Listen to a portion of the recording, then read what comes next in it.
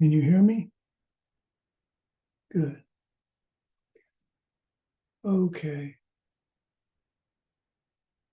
Let's wait a few more minutes.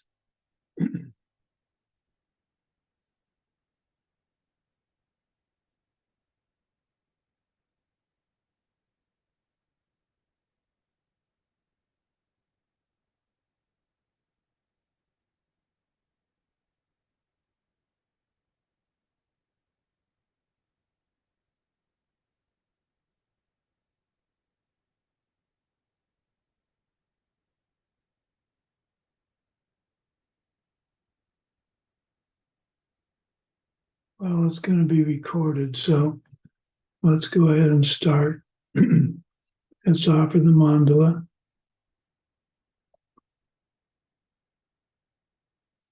Here is the great earth filled with the smell of incense and covered with a blanket of flowers. The great mountain of 4 continents wearing a jewel of the sun and the moon. In my mind, I make them the paradise of a Buddha and offer it all to you. By this deed, may every living being experience the pure world. Idam Guru Ratna Mandalakam Niryatayame. I go for refuge to the Buddha, Dharma, and Sangha until I achieve enlightenment. By the power of the goodness that I do in giving in the rest, may I reach Buddhahood for the sake of every living being. I go for refuge to the Buddha, Dharma, and Sangha until I reach enlightenment. By the power of the goodness that I do in giving in the rest, may I reach Buddhahood for the sake of every living being.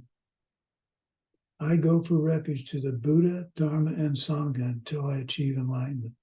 By the power of the goodness that I do in giving and the rest, I will reach Buddhahood for the sake of every living being. Okay. So we'll start with a meditation. So please get comfortable.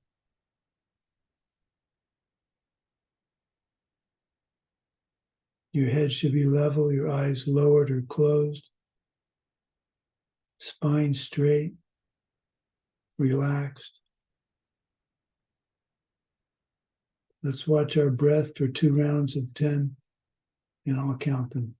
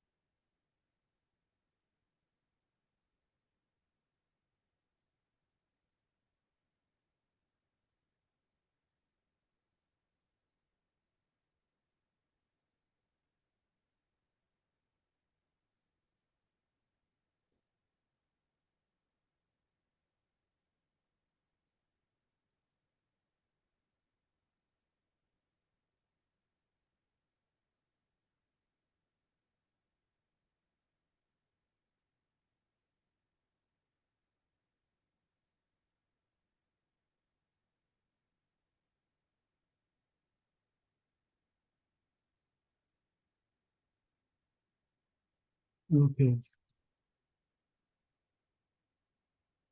So you're at a red door. You open it to the left and step inside. You enter a corridor like a greenhouse. You can see outside, but it's one-way glass, so nobody can see you. You stop. On both sides of the corridor, you see your loved ones and your closest friends. They're having a good time and are completely unaware of you. You bang on the glass to get their attention, thinking, hey, don't forget me. You're angry that they seem to have already forgotten you. Remember, they will forget you.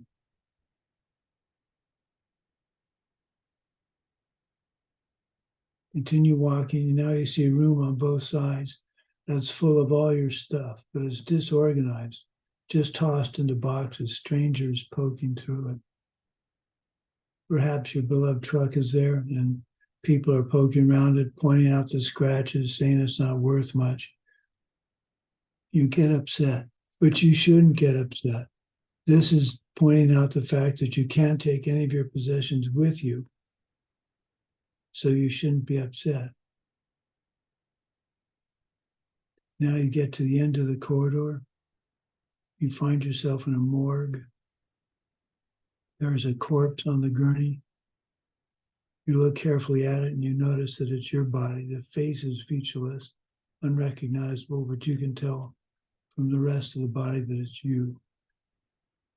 This makes you recall you can't take your body with you. Your face, your name, your identity of this past life is gone.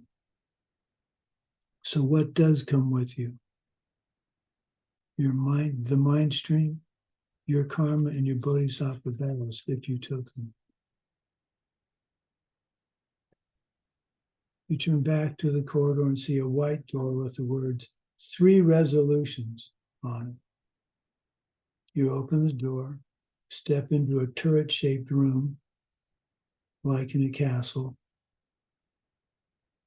High up on the wall is a diamond-shaped window, and a beam of sunlight shines down into the center of the room. To your left, leaning against the wall, is a staff about your shoulder height with a silver handle. Reach for it with your left hand, and it's important that it's your left hand. Take the staff, and it fits perfectly, like it was made just for you. As you take it, you say clearly to yourself, if it is sure that I'm going to die, I decide now to start my spiritual practice. Take one step forward, starting with the left foot towards the sunlight, but not in it yet. And as you do, pound the staff on the ground and hear the sharp noise that it makes. This represents your decision. If I don't know when I'm to die, I must start my spiritual practice now, and I will quit my worldly way of thinking. Step forward one more time with your left foot into the sunlight. Raise the staff high above your head. This represents your decision. If nothing but my spiritual life can help me, then I devote myself to my spiritual practice. There is no point in doing anything less, and I strive for the highest practice.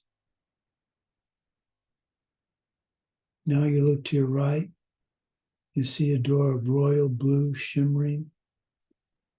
You lower your staff and point at it. It is the highest spiritual practice. On the door it says Dakshin Namje, exchanging self and others.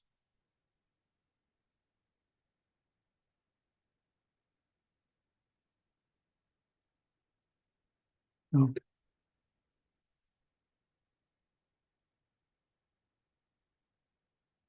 I think I skipped the prelims again. Okay, open your eyes. Nodding me. Well, we'll do them for the end of the class. Okay. Okay. So now we're on to the third. Where are my notes going mixed up for some reason?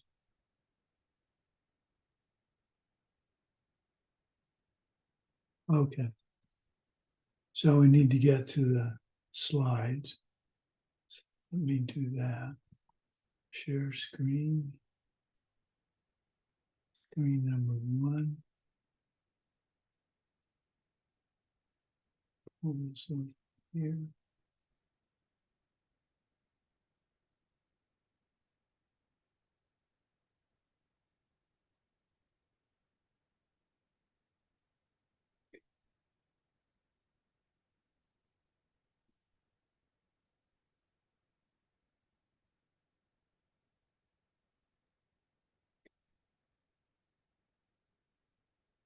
Okay. That's set up okay? All right. So let me get my,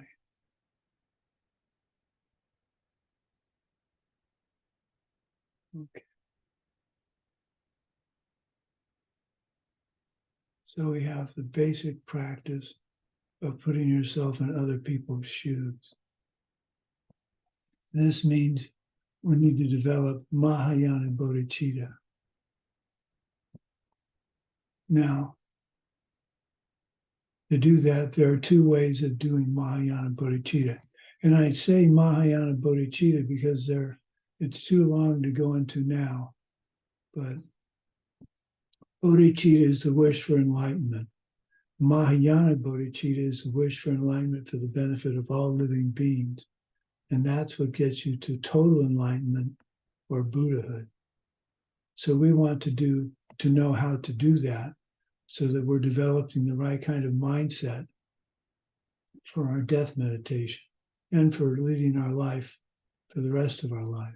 So we set the kind of karma and deeds and habits we want when we reach the death situation. So there's a 7-point cause and effect, and there's exchanging self and others. We're going to be discussing the exchanging self and others in the meditation, but I wanted to briefly go through the 7-point cause and effect just to introduce you to it. So the 7-point cause and effect is actually 8 points. I'm not sure why they didn't call it 8, but they did. So first, you've got to try very hard, work very hard at treating all others equally, period, equanimity. You can't think of some beings your friends and some neutral and some enemies. They all have to be people that you respect and you want to treat equally. This is not an easy task. I can think of several people in my life I don't know personally, but that I don't particularly care for. But I have to make sure that I treat all people fairly, equally. Next, you should see all beings as your mother. You have had countless lives, and so thus you've had countless mothers.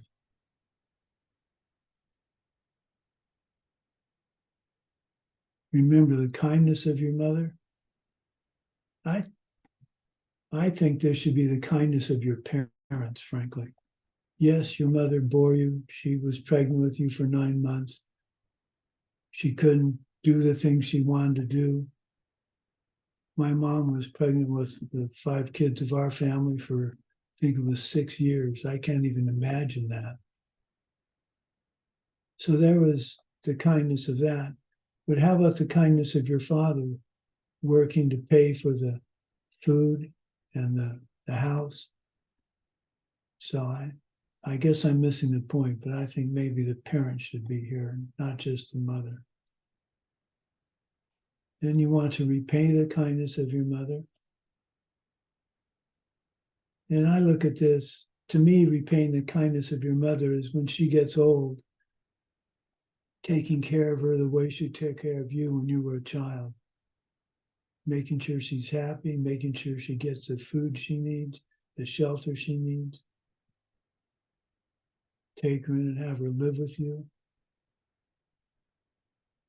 That's not much of a tradition in the United States. In other countries, the tradition is the mother comes and stays with the oldest son. In the United States, it's more likely they'll shove you over into a nursing home. Number 4, love others like a mother loves her child.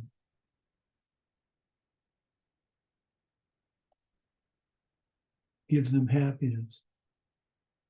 So what's the difference between love and compassion? Love is wanting to make someone happy.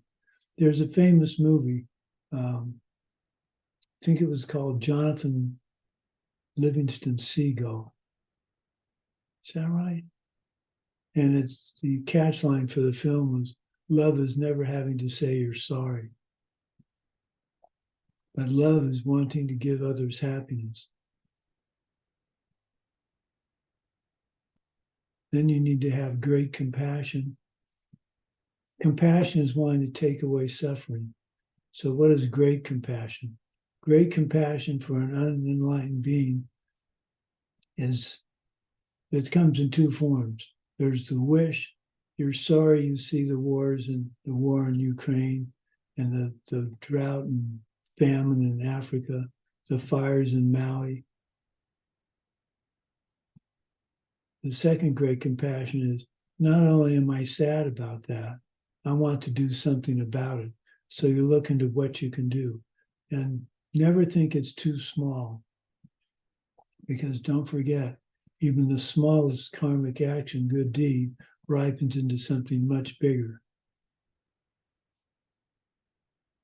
So again, compassion is removing suffering. Number 6, I will help others even if no one helps me. That's the story of my life at Diamond Mountain when I was running the maintenance end of things. Often I was there by myself doing the work, which I like to do. I'm not complaining. I took on the job of running Diamond Mountain, even though as a scientist I had no training in that. But I took it on because I wanted to help Geshe Michael and Lama Christie create their dream. And if no one else helped me, that was okay. I'd do it myself. Not to be discouraged. Now, I don't imply my wife, lovely wife, didn't help me. The two of us lived at Diamond Mountain throughout the year when we were having Diamond Mountain University. So we had plenty of opportunity to serve our lamas. And I can say I couldn't get up early enough or stay up late enough working at Diamond Mountain. I thoroughly enjoyed those years. They were perhaps some of the best years of my life. Number 7, the first 6 plus equanimity get us to developing bodhicitta. That's what we need to become a Buddha, Mahayana bodhicitta. So this is one way of doing it. So 7-point cause and effect.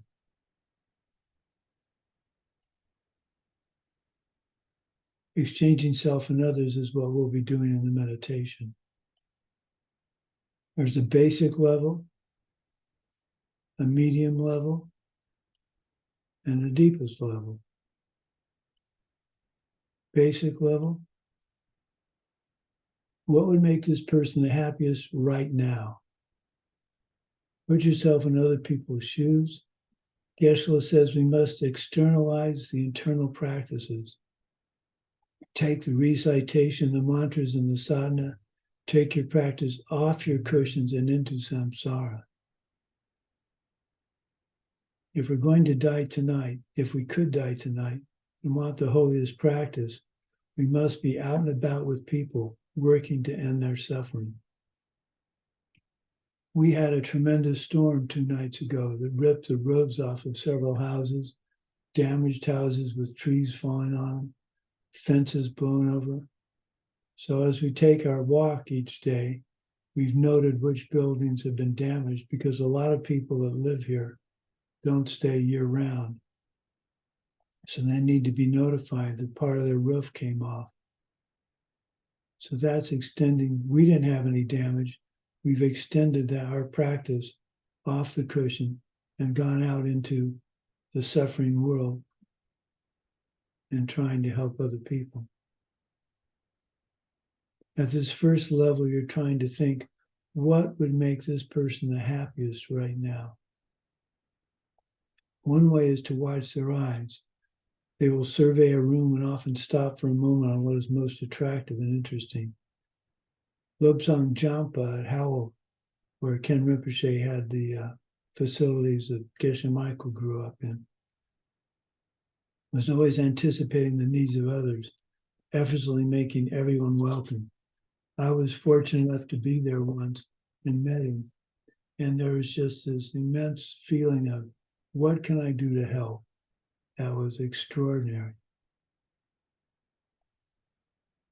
I tried to emulate that at Diamond Mountain. I have kind of a funny story about that. I would answer the phone at Diamond Mountain. Hi, this is David. How can I help you? With an upbeat voice and a sincere. I really wanted to help them. Even when I got a phone call at 2 a.m. that someone had a flat tire and needed it repaired. So the one day over the 5 years I was doing this before 3-year retreat, the one day I was really tired, I answered the phone. Hi, this is David. What can I do to help? Was my sister, Catherine. And she said, well, that's a friendly greeting. So that hurt my feelings. I was disappointed in myself. But something just like that. If someone's got a flat tire, well, then they call to get you to fix it. They want to hear, hi, how can I help you? Not, it's late, what do you need? So little things like that are what are important in my mind.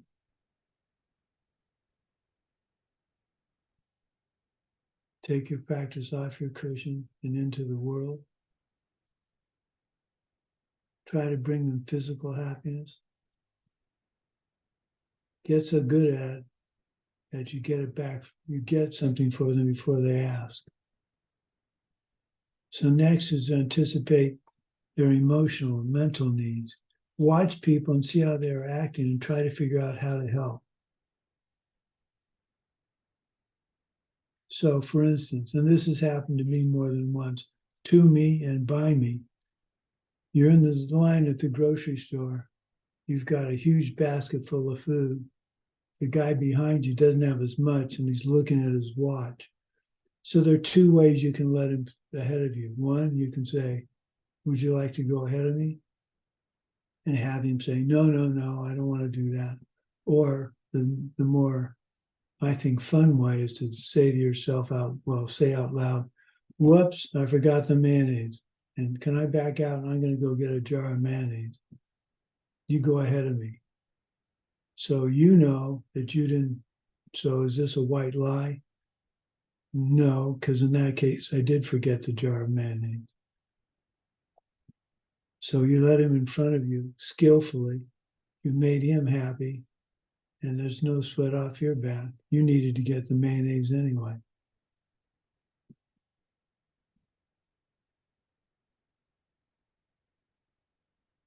So basic level B and basic level C.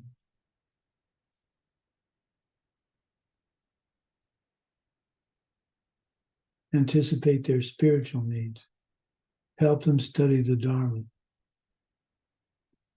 Offer ACI courses. Become a teacher at ACI. Grade homework. There are lots of things we can do for ACI as volunteers that help people study the Dharma.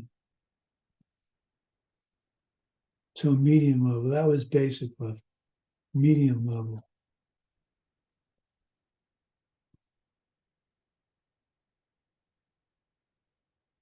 Try and see how they may be experiencing you. I have a somewhat strange sense of humor. I like to play with words or puns.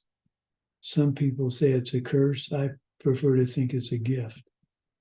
But if I notice you rolling your eyes and fidget when I make a pun, I need to reflect that you may just think I'm weird or warped.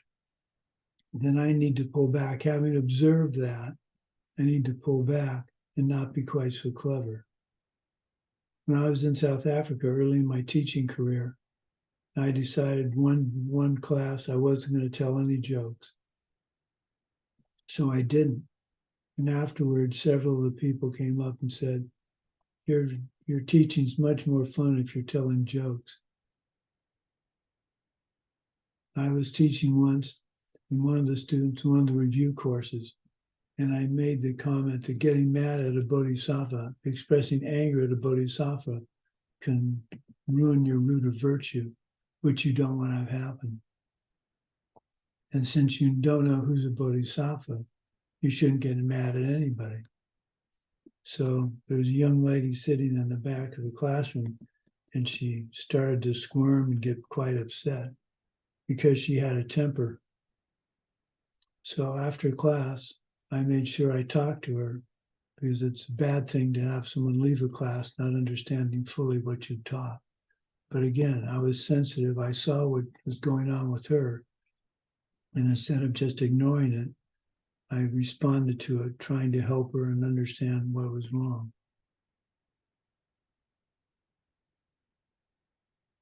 You think of them, but they're still separate. You and they are still separate.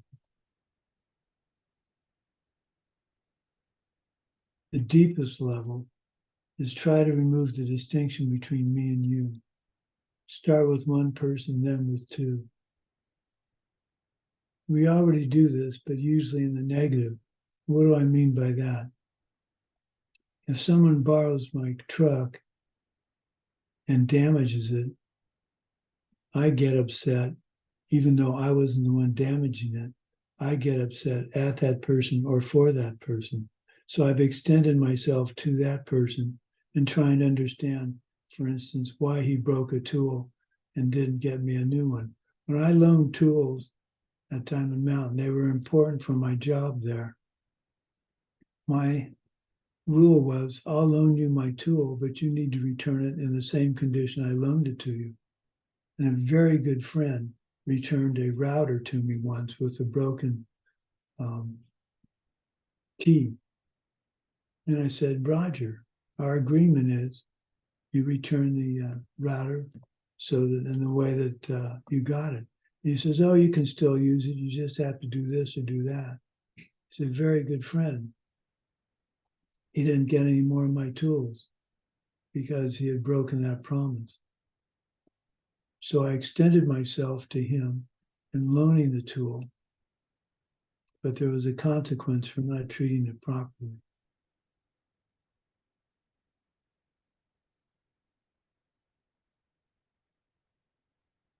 The other example, not many of you probably know this. In fact, I don't even, Rashna may remember it. Diamond Mountain Temple and shoes. When we had Diamond Mountain during Diamond Mountain University, we had at one point 160 people in the temple. That's a lot of shoes to be taken care of. When you come in, you have to take your shoes off. So I put in shelves that would hold all the shoes. And the rule was you put your shoes on the shelf. Well, I came into class more than once, and the shoes were strewn all over the floor. So my first thought, and this was a thought that I'm not proud of, my first thought was to take the shoes and throw them outside as far into the desert as I could throw them, because that would teach the student to put the shoes on the shelf. So then I extended myself to them, and I thought, is that really going to teach them a lesson? What would I feel like if someone did that to me and I had to go out and get my shoes? I'd be pretty mad at that person. So rather than get them to be mad at me, I simply put their shoes on the shelf and then would calmly talk to them afterwards and ask them to please put their shoes on the shelf. So I extended myself to their thought process and took my thought process and realized I was doing something that was completely inappropriate and not making them happy. I was in fact going to make them suffer. So how does the death meditation get us there? What's the connection? We have convinced ourselves that death is certain, the time of death is uncertain. None of our conventional concerns can help us. Now we extend that to everybody. Who cares if someone yelled at me? We're just going to all die. So why waste my time getting angry? Why get the bad karma for getting angry Why annoy someone else with my jokes if it makes them angry?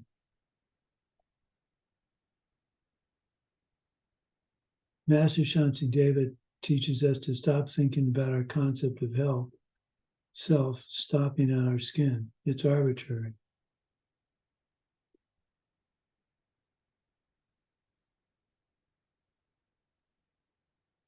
You can make this exchange a habit, and then your life will change. But you need to practice at a pace that will be comfortable for you. You start serving others because you're serving yourself too.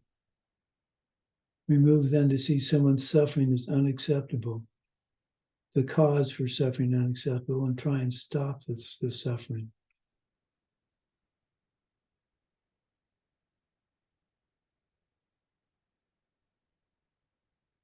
So getting started, how do we get started? What we can do to get started? Here are my recommendations. This is what's worked for me. Understand the difference between love and compassion.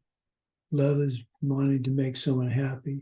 Compassion is taking away their suffering. They're two distinct things. My wife loves ice cream, but when she has a blazing headache, the last thing she wants is to have ice cream. It's not going to make her happy. It may make her throw up. So instead, I have to be compassionate and do whatever I can to stop her headache. Listen the way you want to be heard. That's harder to do than you might think. So if you want someone to listen to you carefully and understand what you're saying, to get the karma to ripen for that to happen, you need to listen carefully to what they have to say. You can't be thinking about what you want to say in reply. You can't interrupt them. You have to let them finish. And that's hard. Sometimes you'll find somebody will, like a student will have a question that's never ending. So sometimes you do have to interrupt. But listen the way you want to be heard. Remember the how and the why. When something good or something bad happens to you, remember how it happened, Parkinson's, nasty chemicals, and the why, because I inconvenienced others. If someone gives you something, for instance, when I was writing my book, somebody at a museum finds an article for me and sends it to me. How I got the article was they found it and sent it to me. Why I got the article was because I helped someone in the past, maybe just as recently as a week ago, get something they needed right away. I dropped what I was doing and got something for them that they needed. The how and the why.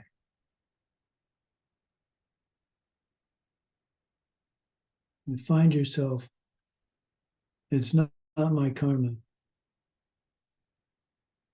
but, well, let's see, I didn't do that right. It's not my karma, but it's my karma, so. So you shouldn't find yourself saying, well, it's my karma, but no, it doesn't matter. You should find yourself saying, it's my karma, so it matters how I respond. So it matters if I go find that bug and stomp on it. No, I can't do that. I need to catch it, the mosquito, and take it outside. I got pretty good at catching flies out of the air with my hands in 3-year retreat.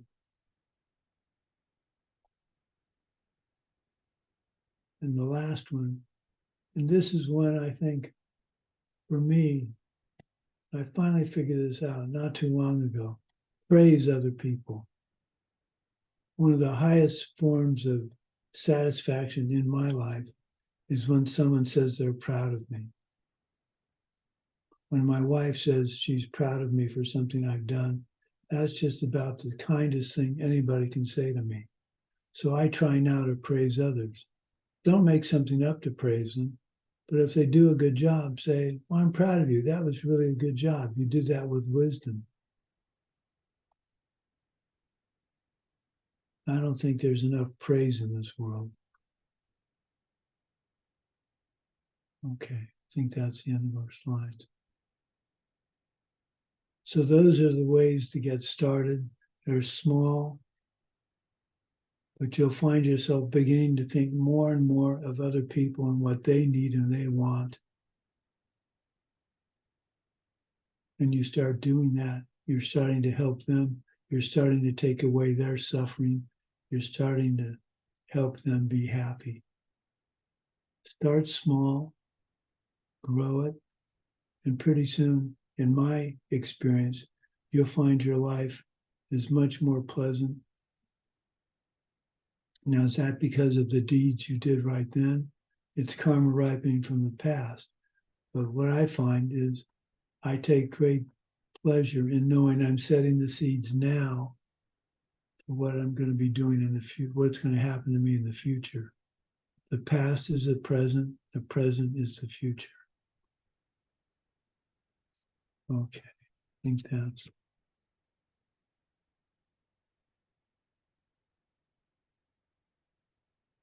okay. I think that's all I wanted to say. Okay, so we're going to do a meditation. How are we doing? Let me get out of this. I'll get out of that.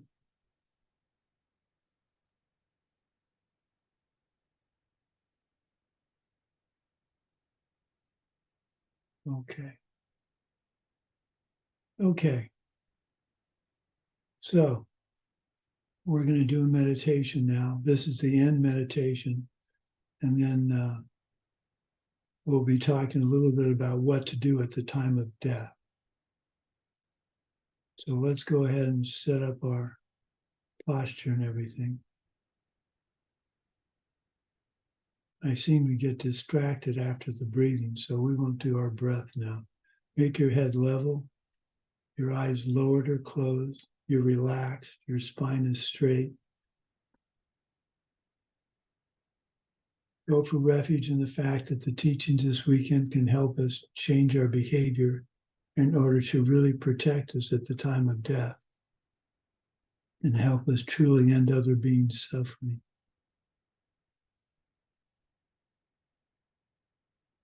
Think about Mahayana Bodhicitta.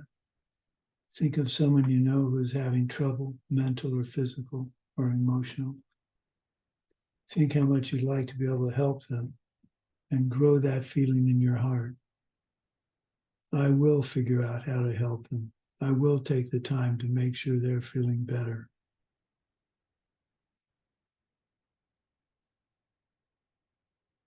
Invite your holy being to come and meditate with you. They sit in the air, a full-length prostration way, life-size, at eye level, smiling and happy you're doing this practice.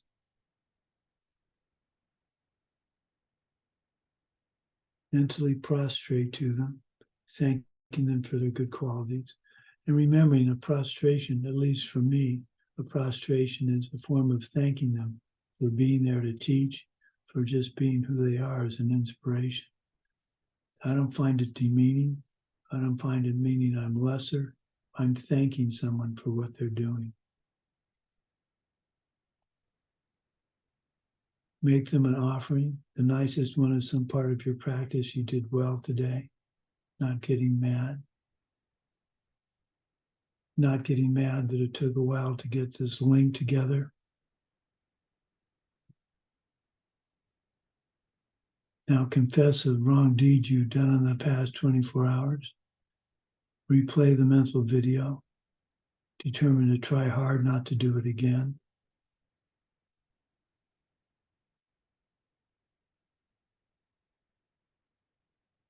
Then rejoice. Tell them a specific goodness that you did and be happy about it.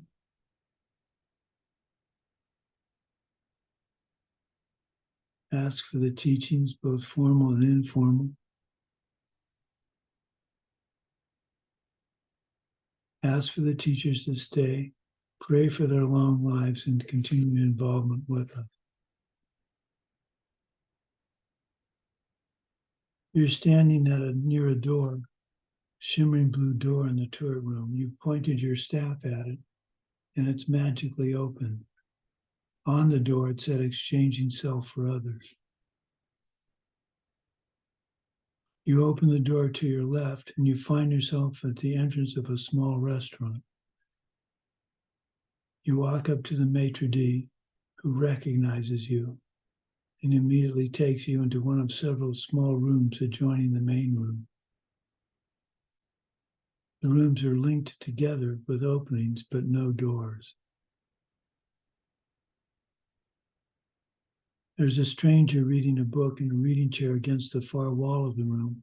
When you enter the room, the person gets up and you both simultaneously go to the dining room that is in the dining table that is in the middle of the room. It's a beautiful tea table with a blue tablecloth, and it's set for two. Next to it are several ornate serving carts with chafing dishes, keeping warm several main meals. This is a tradition in this restaurant. There is no menu. Next to the cart is a cart with several cool drinks. Next to that cart is a dessert cart. You both take your napkins and lay them on your laps. As the other person turns to look at the serving tray for the main course meal, you focus your eyes on them, and you can figure out which of the main courses they're looking at with the greatest attention. You notice they seem to linger on the plate of quinoa and lentils mixed with roasted green chilies and sliced olives, seasoned with caramelized onions and curry powder. They're looking at it, you pick it up and you place it in front of them. This is a physical level of serving others. You look again at their eyes and see which drink they linger on, and you hand them a glass of water on the cart with lemon, no ice, that they turn their eyes to. This represents serving their emotional needs. To complete their meal, they look at the dessert selection, and again you watch and select the piece of chocolate swirl cheesecake they focus their attention on. This represents their spiritual needs. Up to this point is the first level of bodhicitta. You excuse yourself and go up to the next room where there is another table set for two. This time it's an oak table with a yellow tablecloth. As you enter the room, the same person is magically sitting in the reading chair. They get up and join you at the table. There's another set of serving carts there with the same choices for the meal.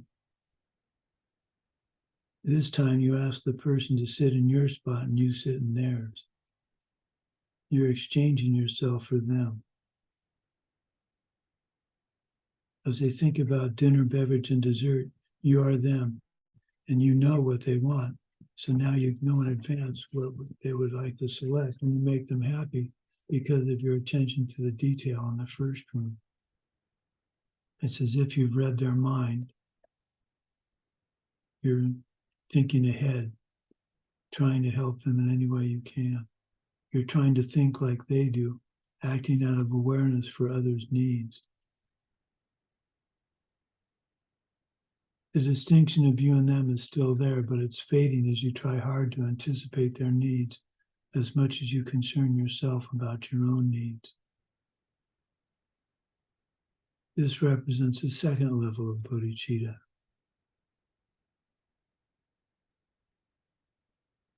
You get up one more time. You go to one more oval room. At the center is a small cafe table with a checkered tablecloth and two chairs. As you walk into the room, the same person gets up from the reading chair and joins you at the table. On the table is a beautiful spice cake with cream cheese icing. There is a ball of red string next to the cake, and you pick it up and you unroll it, laying it on the floor counterclockwise in a circle encompassing the table and the chairs. You tie the ends together and you make a deliberate step into the circle. This represents breaking down the distinction between yourself and the other person. You both pick up your forks and, mirroring each other's movements, magically take the same piece of cake. That both of you eat the same piece of cake at the same time represents that it's incomplete to make efforts for our own happiness when billions of people are equally wanting to be free from suffering. This represents the third level, the deep level. The practice of exchanging self for others is a difficult concept, but it's critically important to understand you're not losing your identity, but rather extending your sense of identity to include others.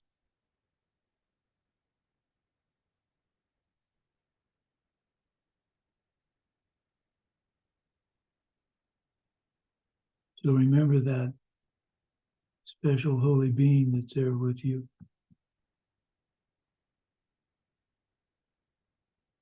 They're happy that you did this meditation. They're happy you did the weekend so far.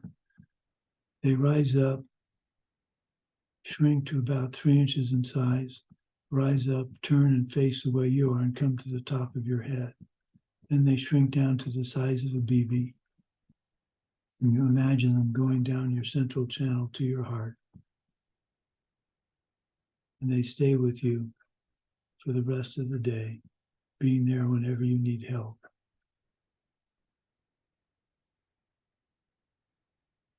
Okay, you can open your eyes. Now, I'm not going to read this, what a Buddha should do when a person is dying. I'm going to summarize it for the Russian speakers that don't read English. I don't know what to do about getting it translated into Russian. I guess I'll talk to Svetlana about that. So what a Buddha should do when a person is dying. As a person is dying, it's extremely important not to disturb or upset them in any way. So they're not dead yet. It's best at this time to speak as much as possible about religious topics according to the religious faiths followed by the dying person.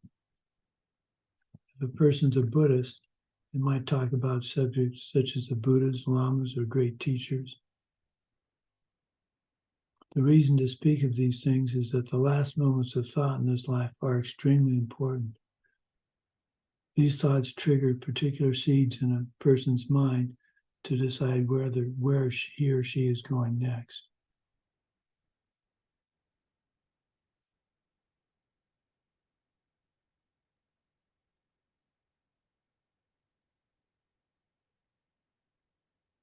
How do we know when the mind has departed?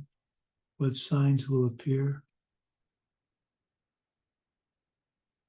Once a deep meditative state has been released, certain fluids will come out of the two nostrils of a person's nose and also from their lower parts.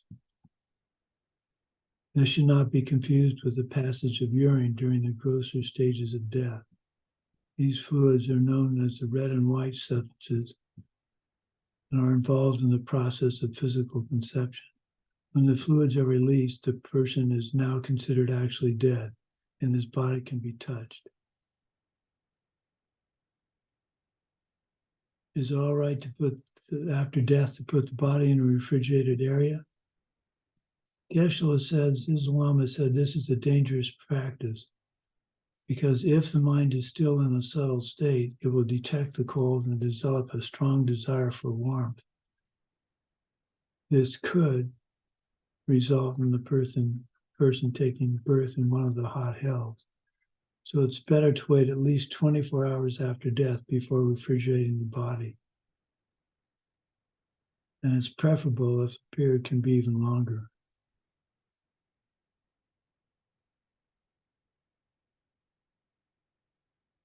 Is it appropriate for a Buddhist to have his bodily organs donated after death? It's a very good thing if one can make this final act of charity with the body parts. It should, however, be done out of motivation for wanting to give, not for any kind of monetary profit.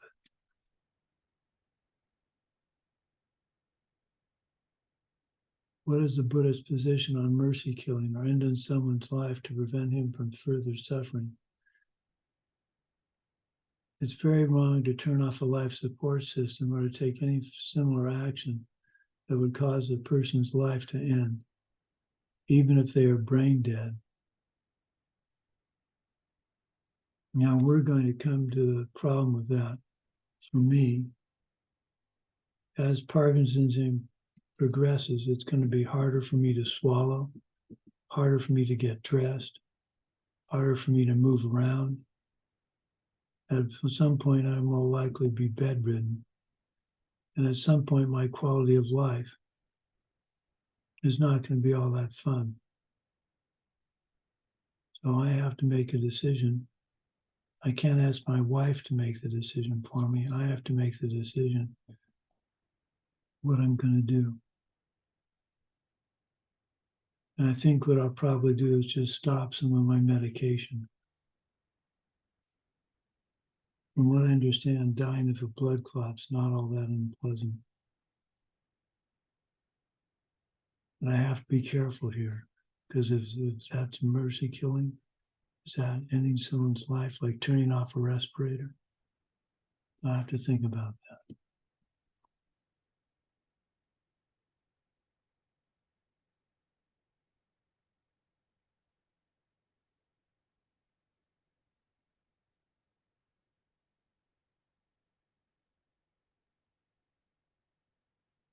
Any requests? My wife reads the Tibetan Book of the Dead for people she knows that she's been made aware of dying. This is a way to help the Bardo beings. So if you know the Tibetan Book of the Dead, that's a wonderful thing to do. A Bardo being lives for about a maximum of 49 days. And they die and reborn. They die and get reborn every 7 days for 7 weeks. So that's a very powerful thing to do. Another powerful thing to do if they have a tantric initiation is to read to them calmly and clearly the Dake ritual used in the sacred teachings of, and one in this case, Vajrayogini, in my case, it would be White Tara. There's also a 6-session Guru devotion prayer that is very powerful and could be read for those of you that have a tantric initiation.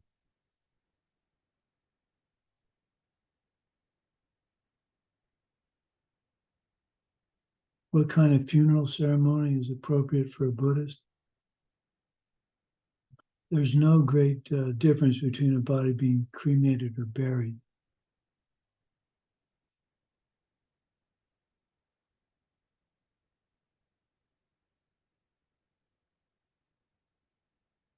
We looked into it at Diamond Mountain. And there's no rule at Cochise County, at least when we looked into it, that we couldn't do a sky burial. So that's another option. Okay. Well, that's pretty much all I have for you today.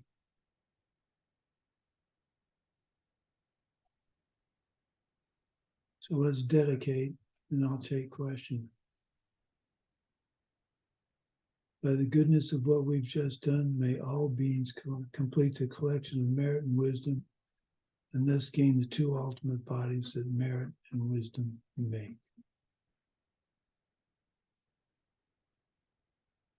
So I have to remember, I saw in a note from Ale that she said the last class is at 12. I understand the class tomorrow is at 10 my time. Is that what everybody else understands?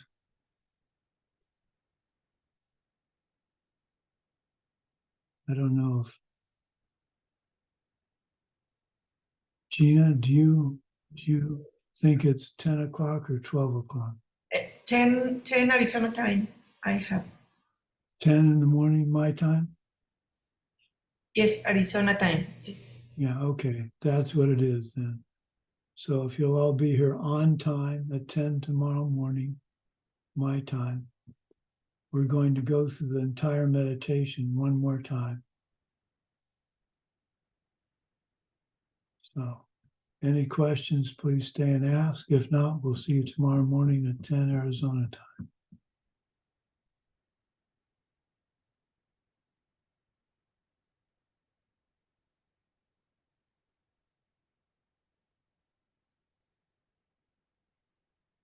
Thank you. You're welcome. Thank you. Thank you also for the Greek meal. Oh, that was wonderful. No, man, we really like Greek cooking. Okay. Sorry about the technical difficulties. Hopefully tomorrow that won't be a problem. Okay, bye-bye.